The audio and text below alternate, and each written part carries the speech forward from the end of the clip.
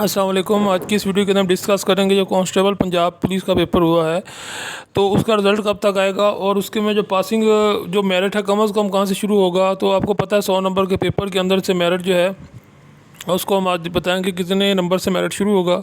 यानी कि उसके जो पासिंग मार्क्स का तो पता है, लेकिन उसका जो मेरिट्स है उसके बारे में आपको बताएंगे। तो रिज़ल्ट भी जो है वो 1-2 दिन के अंदर अंदर अब आने वाला है और जो है वो इसकी जो है इसके ऊपर जो है वो अब आपको हम मेरिट बताएंगे। तो वीडियो की तरफ जाने से पहले मेरी आपसे रिक्वेस्ट है कि हमारा चैनल को बोलता है ज़रूर सब्सक्राइब कर लें, बेल के बटन पर क्लिक करें ताकि लेटेस्ट अपडेट आप तक पहुंचते रहें। और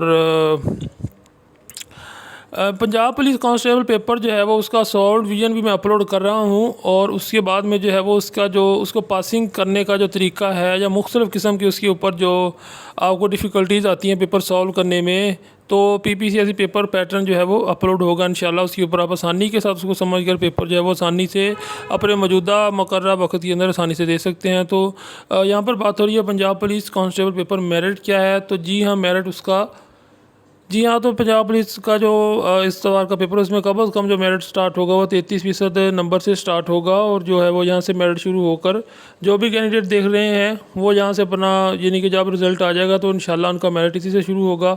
तो मज़ीद वीडियो के लिए हमारे चैनल को बहुत ज़रूर सब्सक्राइब कर लें। Thanks for watching.